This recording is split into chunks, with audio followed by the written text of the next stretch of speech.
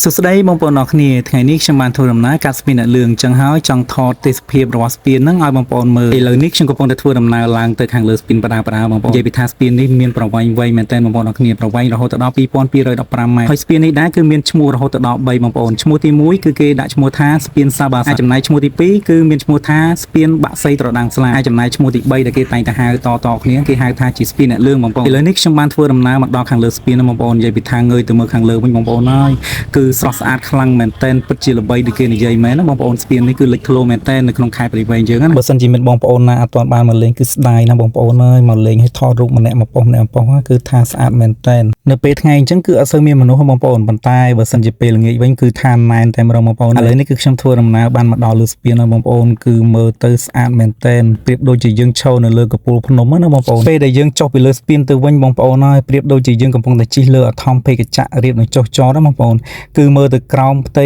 មេឃពណ៌ខៀវស្រងាត់លាយឡំជាមួយនឹងធម្មជាតិពណ៌បៃតងបងប្អូនគឺស្អាតមែនទែនឥឡូវនេះខ្ញុំបានធ្វើដំណើរចុះមកខាងក្រោមស្ពានណាបងប្អូនហើយមើលទៅគឺស្ដាយមែនទែនបងប្អូនអត់ចង់ចុះមកទេគឺស្អាតមែនទែនណាប៉ុន្តែដោយសារតែយើងបញ្ញាប់ធ្វើដំណើរទៅមុខទៀតអញ្ចឹងហើយបាននៅយូរបានថតឲ្យបងប្អូនមើលប៉ុណ្ណេះដែរបងប្អូនអញ្ចឹងអត់មានអីច្រើនទេអរគុណបងប្អូនទាំងអស់គ្នាជម្រាបលាបាយបាយ